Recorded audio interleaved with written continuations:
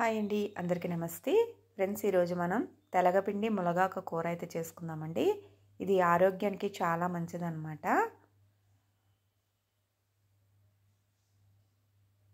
ఇక్కడ నేను తీసుకున్న తెలగపిండి మిల్లి పట్టించిన పిండి అనమాట. ఆయిల్ మనం ఆడిస్తాం కదా నువ్వులు, అప్పుడు ఆడించగా వచ్చిన పిప్పు ఇవి తెలగపిండి అంటారనమాట. ఇది ఎక్కువగా మనకి పల్లెటూరు సైడ్ అయితే దొరుకుతుందండి.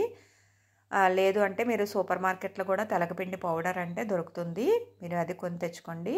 వీటిని చిన్న చిన్న ముక్కలుగా కట్ చేసుకొని ఇలా పొడి చేసుకున్నారంటే మిక్సీలో వేసి ఇలా పొడిగా అయిపోతుందన్నమాట. ఇప్పుడు ఎలా చేసుకోవాలో చూద్దాం.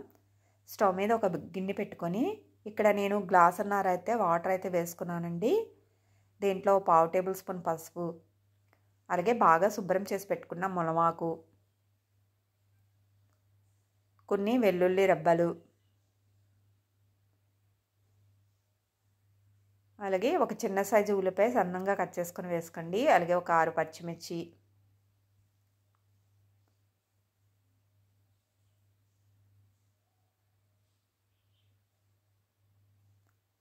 మన రుచికి సరిపడా సాల్ట్, అలాగే 1 స్పూన్ దాకా కారం వేసుకొని ఒకసారి బాగా కలిపి మూత పెట్టుకోండి. ఈ వాటర్ బాగా మరిగి మనకి వాటర్ అయితే తిరగబడుతుంది కదా, ఈ స్టేజ్లో మనం పొడి చేసి పెట్టుకున్న తెలగపిండి అయితే వేసుకోవాలి. ఇక్కడ గ్లాసున్నర వాటర్కి 1/2 గ్లాసు తెలగపిండి అయితే వేసుకున్నాను. దీన్ని ఒకసారి బాగా కలుపుకొని మూత పెట్టి వాటర్ అంతా కూడా దగ్గరికి అయ్యే వరకు ఉడికించుకోవాలండి. ఇప్పుడు మూత అయితే పెట్టేసేయండి. మూత తీసాక ఇంకా వాటర్ ఉంది కదా, ఇంకా పూర్తిగా ఇంకిపోతే బాగుంటుంది. ఈలోగా మనం పోపు కోసం అయితే పోపు దినుసులు అయితే సిద్ధం చేసుకుందామండి. జీలకర్ర, ఎండుమిర్చి, ఉల్లిపాయ, వెల్లుల్లి, అలాగే ఆవాలు, మినపప్పు, శనగపప్పు. చూడండి ఇక్కడైతే వాటర్ అంతా కూడా దగ్గరగా అయిపోయింది కదా. ఇది స్టవ్ ఆఫ్ చేసుకొని స్టవ్ మీద ఒక ప్యాన్ పెట్టుకోండి. 1 టేబుల్ స్పూన్ దాకా ఆయిల్ వేసుకొని పోపు అయితే వేసుకోవాలి.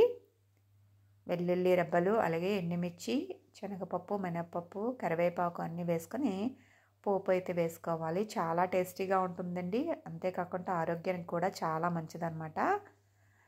మనకి తెలగపిండి దొరికితే నెలలో ఒక్కసారైనా తీసుకుంటే మంచిది. ములగాకు మట్టుకు వారానికి ఒక్కసారైనా తినండి, కంటికి ఒంటికి కూడా చాలా మంచిదన్నమాట. అంతేనండి, ఎంతో రుచిగా ఉండే ఆరోగ్యానికి మేలు చేసే